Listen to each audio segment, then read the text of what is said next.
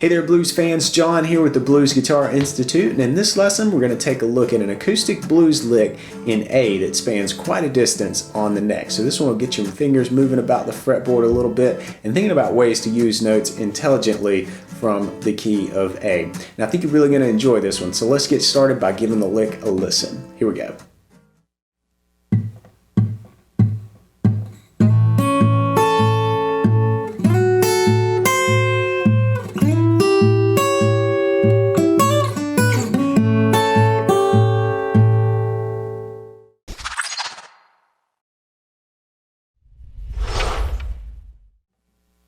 For this lesson, I am tuned up to standard tuning, and we're going to keep this 5th string bass thumping out with our thumb. It's going to play on that quarter beat pulse. 1, 2, 3, 4. And we're going to play some licks moving up the neck. We're going to focus on this long A shape here, basically just a regular A bar chord at the 2nd fret. Then we put this little finger up on top for this high A note here on the 5th fret of the 1st string. Then we're going to spend a brief moment playing a lick right in this territory. And then finally, we're going to focus on this little A7 shape here. And this shape comes right from this, what may be familiar to you already, this D7 shape. We just move it all the way up here, and it's an A7. So what's happening here is I've got fret 9, so that's an E note here, and then I've got the, and that's on the 3rd string. On the 2nd string, I've got the G note, and that's what really gives this the 7 sound here. That's on the 2nd string, 8th fret, and then here on the 9th fret on the 1st string. Okay, so those are the main areas that we're going to focus on. And the cool thing is how we put these pieces, how we tie these pieces of the neck together. First off, we're going to slide in to this long A in a classic blues move. We're going to slide in. We're going to do that on the 3rd string. From a fret low, we're going to actually play in this A flat section here, the 1st fret, but we'll slide pretty quickly into position here at the 2nd fret. And that takes a minute to get used to because you've got to have a bar going over the entire slide. And it's kind of easy to, flub that, but just make sure you've got a nice bar on the 1st fret when you start this slide, and you should be able to land with a solid note intact under the bar at the 2nd fret. So we're going to pinch on the 5th, that's really the bass, with the thumb, and then the 3rd string while we're doing that slide. It's one fluid slide. Then roll through and pluck the 2nd string, then back to our bass, and then that high A note. And that really kind of establishes the melody of the licks as we climb through the fretboard.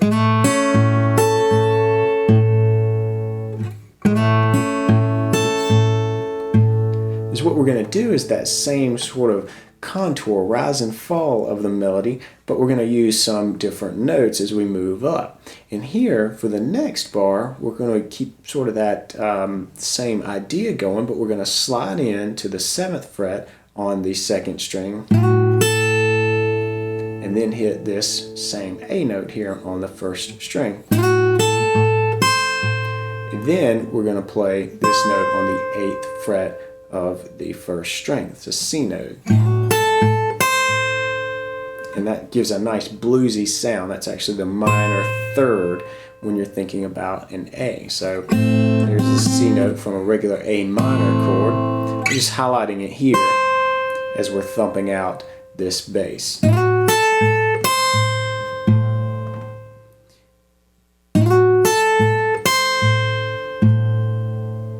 So very similar.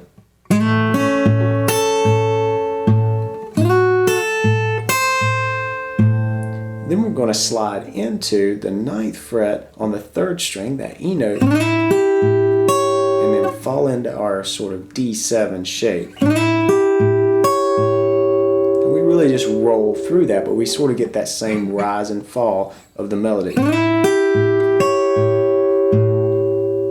really just a rise.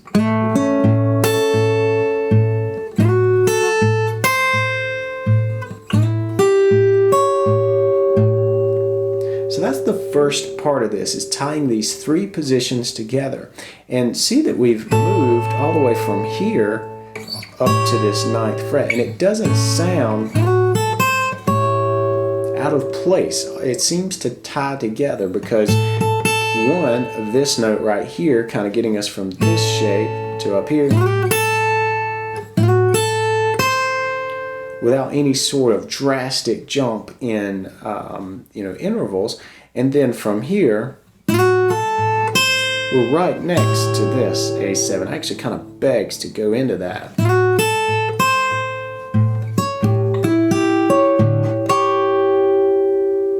So once we're here, we're going to have a little bit of fun, and this is definitely a classic kind of lick here that you'll hear something like coming from some of Robert Johnson's tunes. But once you get here,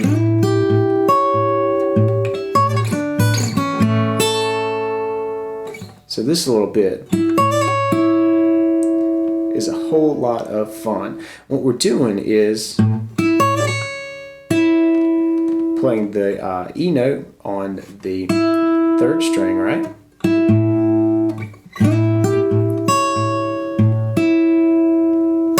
And then a hammer-on pull-off from the 1st string, from this 9th fret here to the 10th. So, and that's going to take a little bit to get used to, because you're going to do this hammer-on pull-off with your little finger so that you can stay in this shape. You really want to stay with these fingers just kind of planted in place.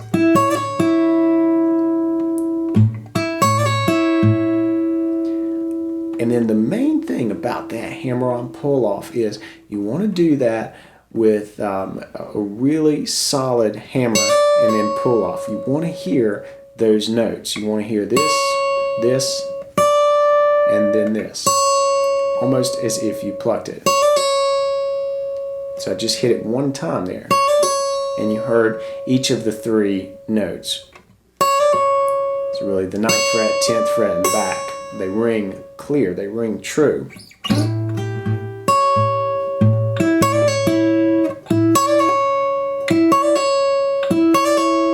So that's what you're going for. Spend some time on this little bit because it's a whole lot of fun. It just seems like a bluesy thing to do, you know. Then we'll back down to this part of the neck. We're back in this 7th fret area, and we're going to do this, keep this little shape kind of intact. You don't really need your index finger here. You're really just going to focus on this 3rd string note here. This is a D note, and then this note here, which is a B on the 1st string. And then you're just going to hit 3rd string, 1st string.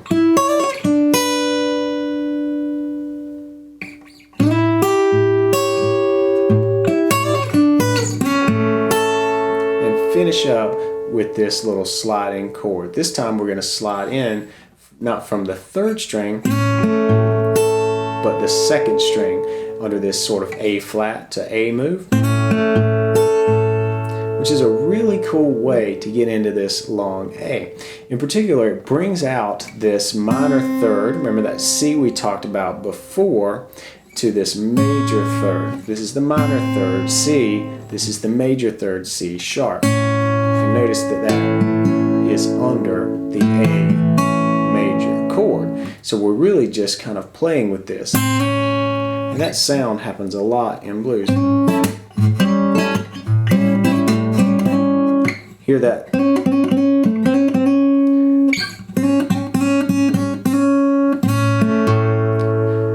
So we really want to utilize that where we can. Very bluesy thing to do. So we're going to slide in and kind of roll through the chord tones until we get to this high A on the 1st string.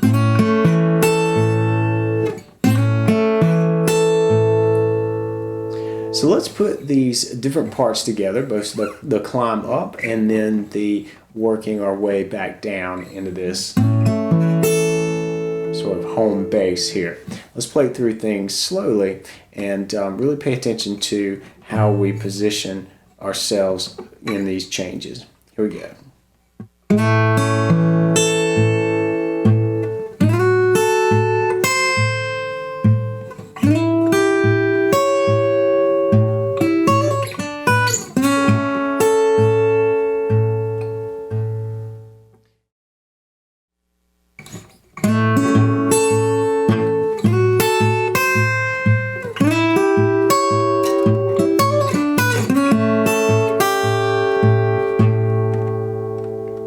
And of course, right there at the end, you can have a little fun with the A, the long A to the A7 move, just by dropping from this A note to the G note on the first string. I hope that you enjoyed today's lick, but more than that, I hope that you really learned something and that it stretched your idea of what it means to play around a chord. We kept the bass going just to kind of keep our minds thinking A throughout this thing, and we really moved up and back down the neck quite a bit. So think about that. A exists, an A chord, the variations of A7 that we used here today, they exist at various different spots up and down the neck. And the more you get comfortable with using those, the more you're able to squeeze out your own creativity from the fretboard, and that's when things get a whole lot of fun. Now, if you enjoy what we've done here today, I ask you to do two things for BGI. First, if you're watching this on YouTube, hit the red subscribe button. It helps to grow the channel, and you'll be notified the minute that I upload these lessons every single Tuesday. And second, if you're looking for a place to get started with the blues, with acoustic blues, then check out BGI's Acoustic Blues Jumpstart. You can sign up at bluesguitarinstitute.com, and you can take the first 3 lessons absolutely free. It's my gift to you, and you can get a whole lot done in those first 3 lessons. So head back to bluesguitarinstitute.com and check out the Acoustic Blues Jumpstart. Keep going, play on, and I'll see you next week.